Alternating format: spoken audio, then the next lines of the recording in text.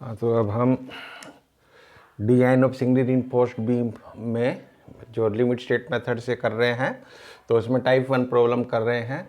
तो उसमें सबसे पहले जैसे टाइप 1 प्रॉब्लम में क्या कर रहे हैं हम, determining area of steel if B D and M U are given, यानी कि बीम का साइज, ब्रेड्थ क्या है, डेप्थ क्या है, और साथ में मोमेंट ऑफ रेजिस्टेंस, ठीक है, जिसके लिए जैसे हमें बीम को डिजाइन करना है वो हमें गिवन है।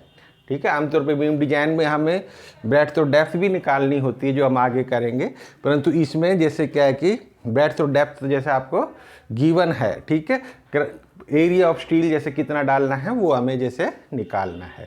ठीक है, तो उस केस के अंदर जैसे जो हमारा जैसे फर्स्ट स्टेप होगा, determine the limiting depth limiting moment of resistance M U limited. ठीक है, तो ये जैसे जो फार्मूला है भाई लिमिटिंग मोमेंट ऑफ रेजिस्टेंस जैसे निकालने का, वो जैसे यही है, कोड में भी, आईएस कोड में भी है। ठीक है, तो आप इसको जैसे ध्यान भी रख सकते हैं। आईएस कोड में भी जैसे क्या है कि एक ही पेज पर सारे फार्मूला दिए हैं, उसमें जैसे क्या है कि एम यू लिमिटेड वाला फार्मूला, ये वाला जैसे फार्मूला आप यूज कर सकते हैं। ठीक है, तो ये है, इसको R U B D square भी जैसे हम बोल सकते हैं। इसमें आर यू क्या है भाई, ये जैसे कांस्टेंट है भाई, ये सारा यहाँ से यहाँ तक ये सारी वैल्यू है वो आर यू है। ठीक है, और इनटू जैसे बी डी स्क्वेयर, ये वाला यूँ का यूँ रख दिया, और बाकी ये सारी जैसे कांस्टेंट है। आर यू की वैल्यू जैसे हम टेबल से भी निकाल सकते हैं। ठीक है, याद भी रख सकते हैं रादर, उसमें जैसे क्या है कि ये आपका छोटी सी टेबल है भी आर यू निकालने के लिए। ठीक है, जैसे यदि हमारे पास आर यू जैसे निकालना है तो ये जैसे टेबल हम फॉलो कर सकते हैं भाई। हम ये जैसे अलग अलग टाइप ग्रेड ऑफ स्टील है भाई, एफ 250 के लिए ये कॉलम, ठीक है, एफ 415 के लिए ये कॉलम, एफ जैसे क्या है कि एफ जैसे क्या है कि 500 के लिए ये वाला कॉलम, और ये ग्रेड ऑफ कंक्रीट हैं अलग अलग, M15 M20 इस टाइप से। ठीक है, तो ये जैसे क्या है कि इसको ये कॉलम देख सकते हैं। ठीक है, या फिर सीधा सा जैसे इस इक्वेशन को भी याद रख सकते हैं भाई। अगर आप जैसे क्या है कि ये Fe 250 यूज कर रहे हैं तो आर यू की वैल्यू सीधा आप याद रख सकते हैं, it is equal to 0.148 FCK। ठीक है, 0.148 FCK।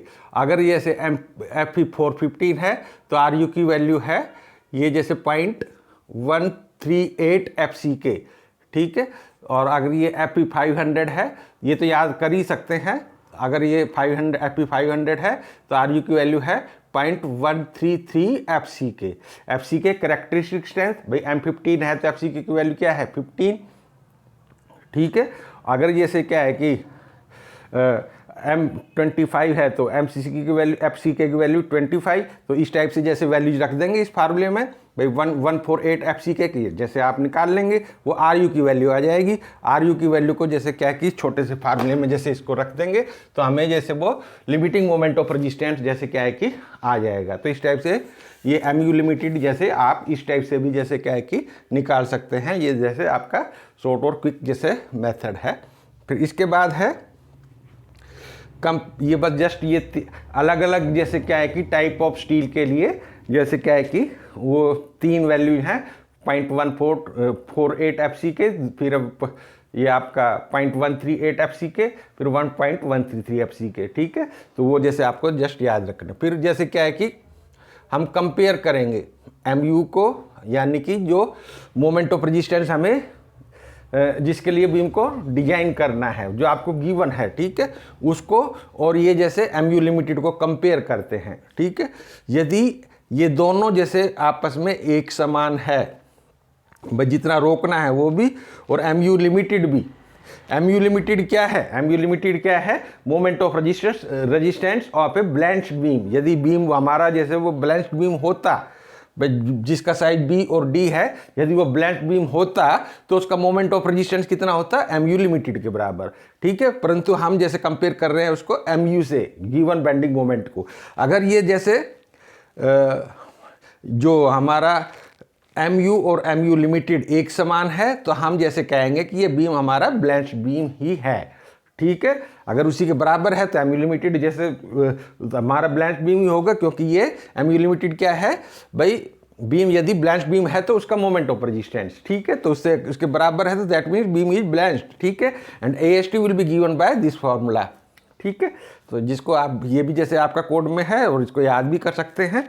तो इसमें जैसे फॉर्मूला है आपका MU is equal to AST into 0.87 FY into D minus 0.42 XU maximum, ठीक है। तो उसको जैसे क्या है कि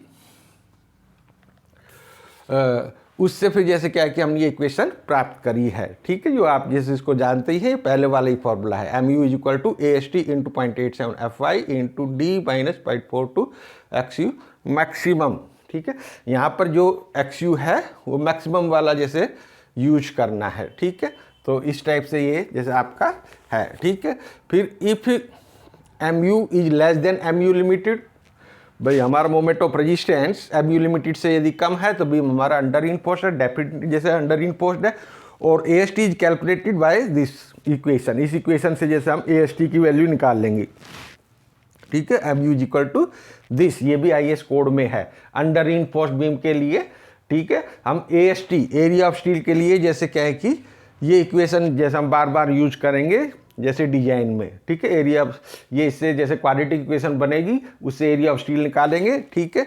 तो वो जैसे क्या है कि एरिया ऑफ स्टील ही जैसे हमें जैसे क्या है कि निकालना है 0.87 FI AST into D 1 minus AST into FI divided by BD into D into FCK, ठीक है। तो ये है, ये IS कोड में भी है और इसको जैसे याद भी कर लें, जितना करेंगे आपको याद हो ही जाएगा, ठीक है। और if MU is greater than MU limited, यदि ये जैसे MU जो गिवन है, ठीक है, वो MU लिमिटेड जो आपने निकाला, ठीक है, उससे ज़्यादा है तो बीम आपका ओवर इनफोर्स्ड है और इस बीम को फिर दोबारा रीडिजाइन करना जैसे आवश्यक है, क्योंकि हम बीम को लिमिट स्टेट मेथड के अंदर जैसे डिजाइन नहीं करते, क्योंकि ये जैसे अनसेफ रहता है, जैसे आपको हम पहले बता चुके हैं, ठीक है। तो ये है जैसे फर्स्ट टाइप ऑफ प्रॉब्लम जिसमें हम जैसे एरिया ऑफ स्टील जैसे डिफरेंट केसेस के लिए जैसे हम निकाल सकते हैं।